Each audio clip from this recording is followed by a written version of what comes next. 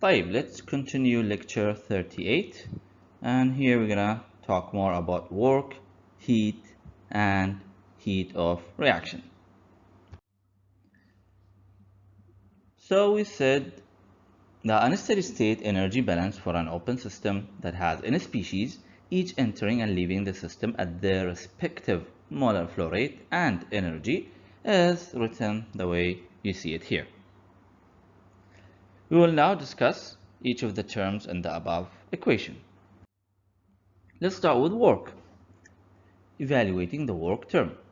It is customary to separate the work term W dot into flow work W dot F and other work W dot S. And again, the letter S here coming from mechanical engineering related to shaft. The shaft work include stirring. So if you have a stirring, for example, in a CSTR, or rotation if you have a gas turbine. In fact, a gas turbine is a reactor, right? Because you introduce natural gas and oxygen from air, and then combustion takes place. That is a chemical reaction. Then you are converting this chemical reaction into mechanical work where the shaft is rotating. Tamam? And also the electrical heating. Yeah, electrical heating is also considered as shaft work. Why is that? Because this exchange of energy is not happening due to the temperature gradient. Therefore, it's not heat. Therefore, must be work. Let's go to flow work. Flow work is work that is necessary to get the mass into and out of the system. For example, when shear stresses are absent, we write the work this way. W dot equals the shaft work plus, the flow work plus the shaft work. And how do we write the shaft work? It is written molar flow rate times pressure times VI. Okay, that is for the flow work coming in, and it's negative because this is work done on the system. Okay, so here we said it should be negative, and then for the flow work out, it is Fi times P times Vi, and it's positive because it's work done by the system, plus the shaft work, where P is pressure, Vi is the specific molar volume of a species I, and these are the units, and I'm going to explain where this is coming from in the next slide. So let's plot a system where we have input and output, and let's explain more about the flow work. Right, so let's look at this small portion of the flow, which is to be pushed into the system. It has a volume, specific volume, and it has to be pushed a distance of L. So in order to push this segment of the flow into the system, I need to exert work. What is that work? Well, that work is F times the distance. You know that already, right? Okay, and how do we write force? Well, it depends what kind of force we have here. Actually, it's the pressure which is pushing it inside. And I know that pressure is force divided by area. So the force is basically the pressure times the area times the length that is going to travel. Correct? If you multiply the length here times the cross-sectional area upon which the pressure is acting, then you get the volume. So that's pressure times the volume. Tamam. Let's check the units. So for pressure, it's Newton per square meter. and this is the volume, which is cubic meter. Correct? So now we have Newton times meter. Newton times meter. Except that this portion of the flow is continuously coming in. So I'll need to multiply by F, the molar flow rate. Okay, and I cannot use the volume of this cube, so I use the specific volume. The specific volume. So let's now check the unit again. So for F, it's mole per second, and for P, it's Newton per meter square, and for volume, this is the specific volume. As I said, this is the specific molar volume. Tamam? This is basically cubic meter divided by mole. Now the mole cancels out. We use another color. The mole cancels out with mole, and the meter cube cancels out with meter square. And now we have Newton times meter divided by second. You all know that Newton times meter is joule, and we have joule per second. That is the watt. That's representing the work, right? The work per unit time. Okay, except again that we want to write it for all the involved species. Tamam? We want to write it for all the involved species coming in, and then do the same thing for species going out. So we write it as Fi times P, because we have one pressure, right? We don't have different pressure for different species. In this stream, we have one pressure in this stream, times Vi. Okay, again, where Fi is the molar flow rate of that species, and P is the system or the pipe or the pressure inside this stream. Okay, and Vi is the specific molar volume. And now you understand where this term is coming from, and we already explained the science. Okay, so let's go back to our original equation, where we have dE by dt equals these terms. And we said the work can be substituted with the work coming due to the flow, right? And work plus work due to the shaft work. Okay, so we substituted in this equation, and again you can see that the work coming in, we say it is negative. The work coming in, let me use a different color. The work coming in is negative, as you can see here, because this is work done on the system. And when it's placed into this energy balance equation, you have here negative times negative becomes positive, and it makes sense because work done on the system is something you are adding, right? And then it will positively increase the accumulation. Okay, and the opposite is true for the shaft work leaving the system or done by the system. Okay, so the energy balance equation can be rewritten as follows. All what I did here is rearranged it. So we have here Fi times, okay, let me show you here. We have here Fi times P Vi, and here we have Fi times P Vi. So we said, okay, why don't we take it as common factor? Why don't we take Fi as a common factor? Because we have here also Fi times Ei. And again, here we have Fi times Ei. So we took Fi as a common factor, and we rewrote the equation this way. Right. So what shall we do now? Well, simple. we know that E consists of three components, right? The internal energy, the potential energy, and the kinetic energy.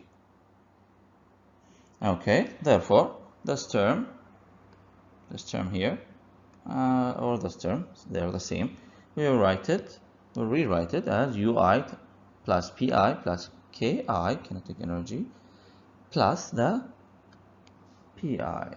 And you will say, we have this term which keeps showing up, right?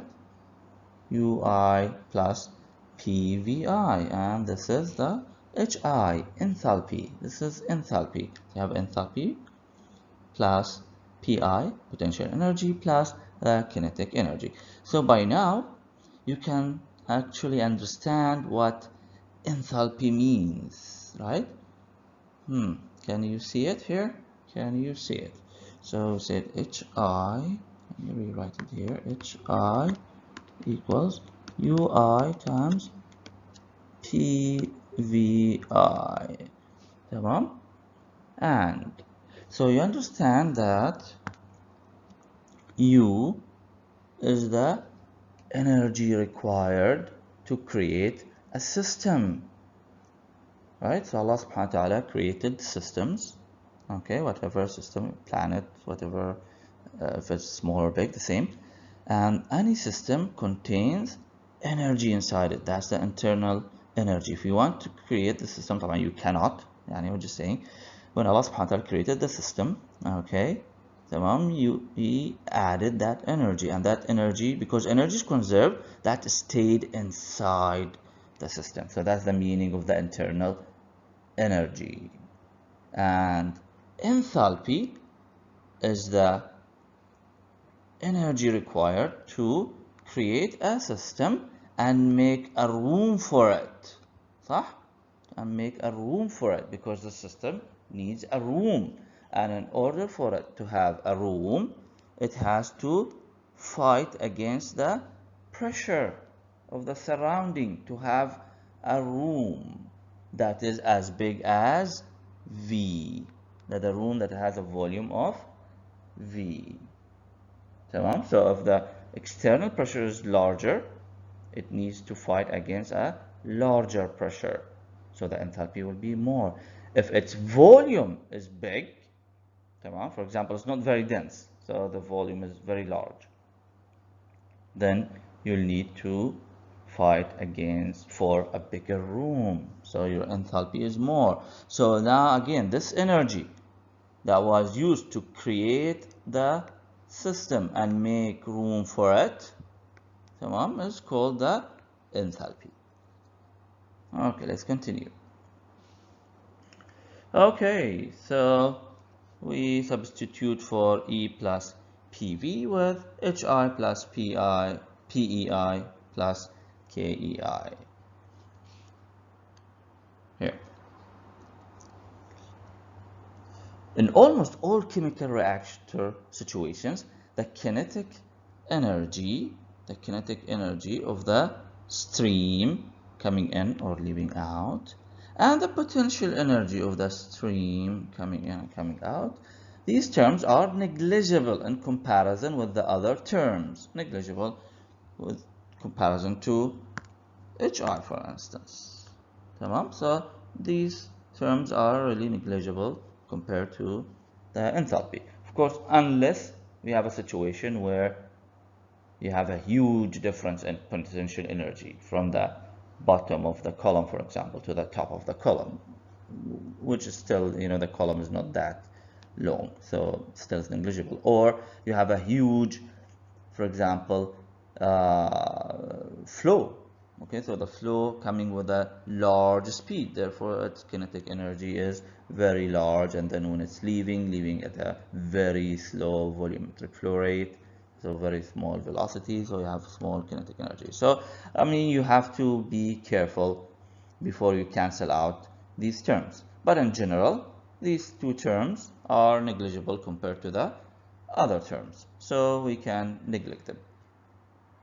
So now we write the summation as Fi times Hin, and then the other term is hi plus Fi times hi out. And for the n, actually I'm using the subscript not.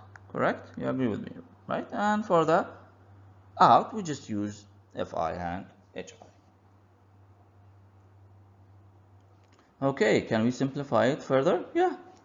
So we have heat, shaft work, okay, and then we have delta H dot total. Okay, so because delta is always output minus input, right, or final minus initial. Okay, because delta in this case is an open system, we're talking about output minus input, output minus input. So we have to put a negative sign before it so that it will become correct.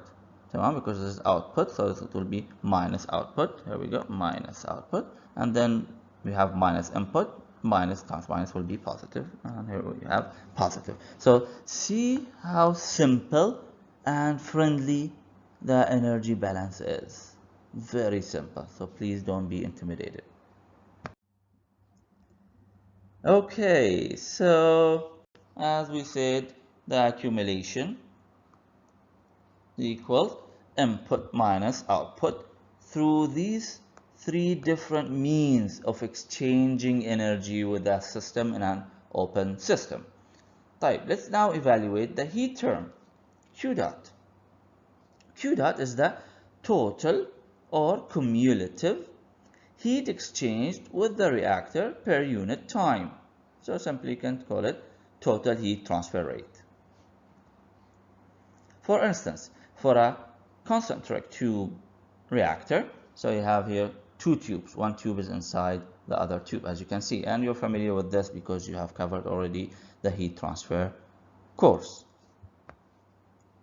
How do you write Q dot? Well, you know that already. You say Q dot equals the overall heat transfer coefficient, U, times the area of heat transfer times delta T log mean, right? And because for reactive systems, for reactors, we don't really like to use area, we like to use volume. So we multiply the volume, liter for example, with this specific ratio, A. What is A? It's the ratio between the cross-sectional area, sorry, not the cross-sectional area, but the area where heat transfer is occurring.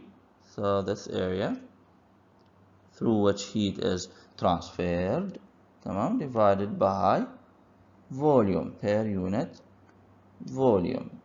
Oh, so I wrote cubic meter. This has to be cubic meter as well. So cancels out, and you have area again, which is this. So basically, A is the surface area through which heat is transferred divided by volume. It's the surface area per volume or per unit volume. طيب.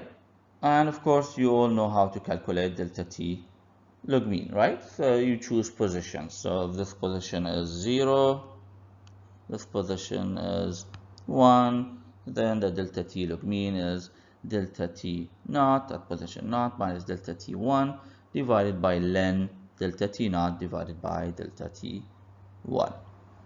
Okay, and then of course it's always outside minus inside, correct? You have to be aware of that. طيب, so for instance, if we take this location, the outside temperature is TA naught, the ambient temperature at this location. This is the outside, right? And minus inside, the inside temperature here is T naught. Okay, so for heat transfers, the temperature difference is always outside minus inside. Okay, that's one way of calculating the Q dot, and actually it's not very accurate for reactive systems. What's the other way then? Well, the other way is coming from the fundamental definition of heat flux. Okay, so let's take a differential volume. Let's take a differential volume. Okay, so differential volume. And here we have a heat exchange, heat transfer. How do you calculate that? A small amount of heat that we are transferring to the reactor. Okay, assuming that this is the reactor, the inner tube is the reactor. So how do we calculate this? Well, we calculate this from the heat flux. That's a fundamental quantity that you know how to calculate, correct? Heat flux. But because I'm interested in Q dot, I'm not interested in heat flux, because heat flux is basically joule per unit area per unit time, is amount of heat, amount of heat energy per unit area per unit time. So I need to multiply it by delta E, the surface area through which the heat is being transferred. Okay, or if I go to a smaller area, then it is delta Q dot equals Q double prime, this is the heat flux, times dA. And you all guys know how to write the heat flux. Heat flux is simply written as the overall heat transfer coefficient times the temperature gradient, because any flux, remember, any flux can be calculated by the coupling coefficient times the driving force, and the driving force here is temperature, and the coupling coefficient is the overall heat transfer coefficient. Okay, and how do you write the driving force? It's always the outside temperature minus inside temperature. Again, I don't like to deal with A when I have reactor, so no big deal. I know that A, the surface area through which heat is transferred, is small letter a, the ratio, times V. Therefore, dA simply equals A times dV. Tamam? Okay, and here we go. Right, so let's go to our Q dot. So if you need Q dot, you need to integrate, you need to integrate both sides. So let's integrate both sides. The integration of delta Q dot is simply Q dot. It's not Q dot 2 minus Q dot 1, correct? Because Q simply Q dot. Q, the heat, is a path function, right? It's a path function. Okay, so that equals Q dot equals integration of Q double prime dA, and we said this is written this way or this way. So now we have another way of evaluating the heat transfer rate. Right, now we go to the enthalpy, dissecting the steady state molar flow rates to obtain the heat of reaction. Okay, so we are done with heat, we are done with the work. Tamam, now let's tackle the enthalpies. Okay, so let's talk about this guy. For a steady state flow system, you got it right. Steady state means no accumulation. So the energy inside the reactor, inside the system, the energy here is not changing with time because the system is run under steady state. So therefore, this goes to 0. And then we have the equation written this way. Consider the generalized reaction A plus B over A. B gives you C over A, C plus D over A, D.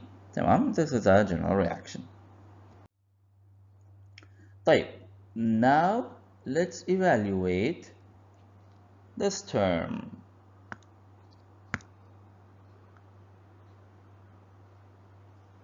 Okay, let's evaluate this term using the definition of Fi. Remember, Fi equals Fa naught times theta I plus nu I x. And you know what theta was, right? Theta I is Fi naught divided by Fa naught. Okay, so let's do that. And then let's evaluate these two terms together. So let's start with the first term. طيب, summation of Fi times Hi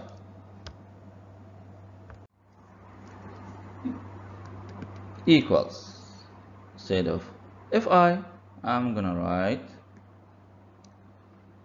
Fa naught times theta I plus nu I x. تمام? And let's continue, multiply Fa naught into the bracket. So summation of what is Fa naught times theta I. Okay, so this is theta I, تمام, which is Fi naught divided by Fa naught. If we multiply it by Fa naught, we'll end up with Fi naught, correct? Plus, and then Fa naught multiply by the other term. So this is Fa naught nu I times x. So we have these summations. Okay, good. Let's distribute the summation. Okay, oops, we forgot a term here. We have another term, that is Hi.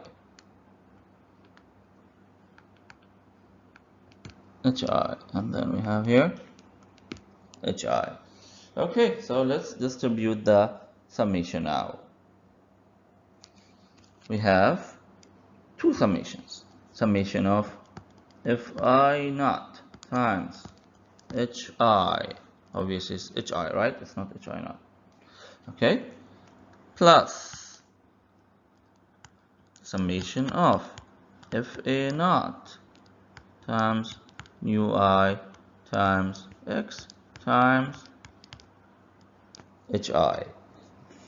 Okay, good. That is summation of Fi naught Hi plus type. What goes outside the summation in this second term? Obviously, Fa naught goes outside the summation as well as the x. What remains inside? Summation of nu I Hi. I'm sure now you're remembering what does this equal. Summation of nu I Hi. This is like, for example, for this reaction will be summation of, what is the nu I here for the product? It is C over A times HC, صح? And then D over A times HD minus 1 times HA minus B over A times HB. So it's the enthalpy of the product minus enthalpy of the reactant, right? Each multiplied by the stoichiometric coefficient, right? And what do you call this? Yes, you got it right. This is the heat of reaction. صح? It's the heat of reaction. This is actually delta H reaction. تمام? This is the delta H reaction. Okay, let's continue and let's evaluate this term now. Okay, so what does this term equal? Well, let's write it first. Summation of Fi naught times Hi naught minus the second term, which equals summation of Fi naught times Hi minus FA naught times X times delta H reaction as a function of T. Right, so because this term is delta H reaction. Okay, tamam, excellent. What does this equal? Can we take a common factor? Yes, we can. If you notice, we have here Fi, and this is Fi as well. So let's rewrite it as the summation of Fi naught times Hi naught minus Hi, tamam, minus Fa naught X times delta H reaction at T. طيب, seems that we simplified our system here. Okay, so we learned what this term is called. So it's called the heat of reaction at temperature T delta H, and therefore I can rewrite the above equation as follows. So we have the Q dot, it's here. We have the shaft work, it's here. And then we had the term which we have just written, which was the summation of Fi naught times Hi naught minus Hi, tamam, and then we had the term also minus Fa naught X times delta H reaction at T. Okay, so this term is there. Okay, what about this term? Well, this term can be rearranged a little bit, because instead of Fi naught, I can write Fa naught times theta I. Tamam? So let me do that. Summation of Fa naught times theta I H I naught minus Hi. And you would say I can take the Fa naught outside the summation. So, and here we go. Fa naught times summation of theta I times Hi naught minus Hi. So now we have a good looking equation. Again, there we go. This is the equation. Who shows up in the equation? Delta H reaction, صح? And now, do I need to ask where this delta H reaction coming from? Is it coming from the generation term and accumulation equals input minus output plus generation? Is it coming from there? And the answer is no, it's not coming from there. Actually, this is not how we write the energy balance, because energy is conserved. We do not write accumulation equal input minus output plus generation. We only write accumulation equal input minus output, and this term is part of the input minus output, but because we have a negative, then this is output minus input. And the output is showing up as a product, and the input is showing up as a reactant. Tamam? In addition, of course, to the other terms. طيب, I have a question here.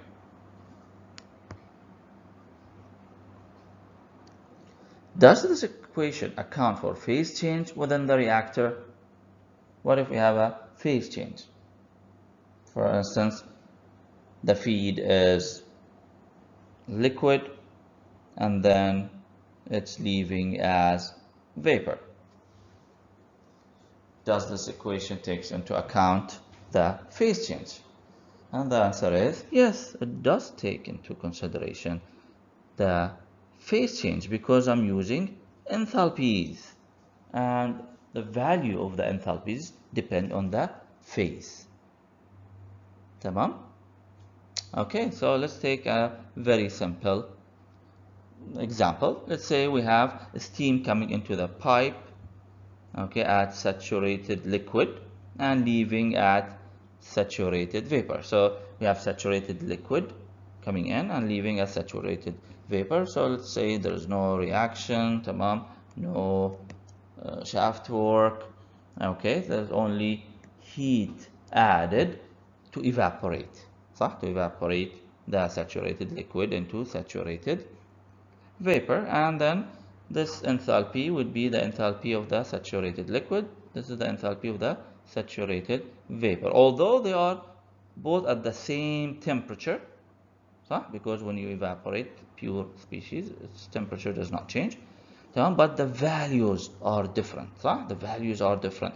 The enthalpy here, Hi, is greater than Hi naught, because this is for saturated vapor and this is for saturated liquid. Okay, I hope now it's clear. So this equation do take into consideration any phase change. Yes, true. Hi naught minus Hi. Yes, true. Thus, if a phase change takes place during the course of a reaction, this form of the energy balance must be used. Okay, let's make it look a little bit better.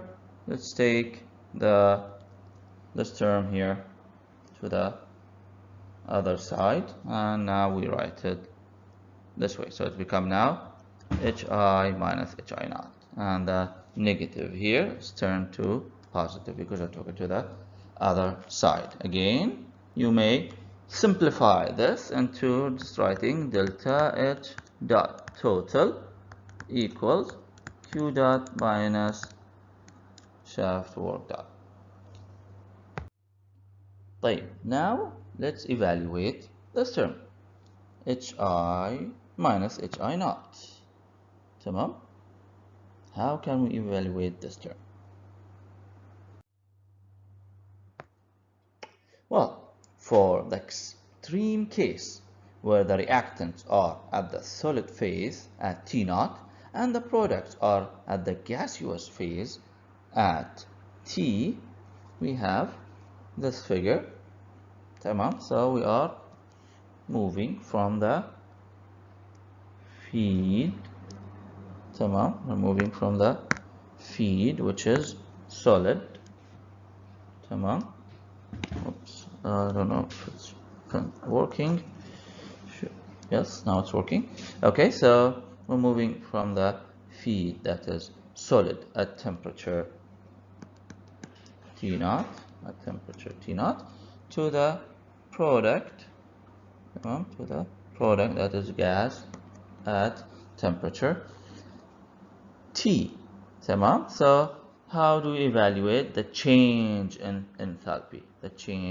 Well, we'll take it one step at a time. So first we go from solid here to saturated solid there. Okay, so therefore the enthalpy change is the integration of CPS for the solid dt from T0 to Tm, where Tm is the melting temperature. Then we travel through this phase change. What is the associated delta H? It's the delta H melting at T melting, correct? This is the delta H melting. Okay, then we travel from here to here. So we go through the liquid heating. How do we evaluate it? Well, simply it's the integration of Cp liquid, correct, dt, integrated from T melting to T boiling,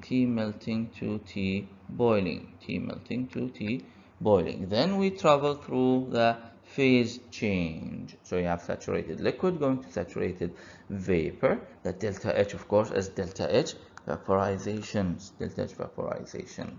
Tamam, at T boiling. And then we go through the last stage, which is you have saturated vapor. We're going to the superheated vapor. صح? Okay, so how do you calculate delta H associated to this change? It is the integration of Cp gas dt from the boiling point Tb to the exit temperature T. Okay, so we answered the question, right?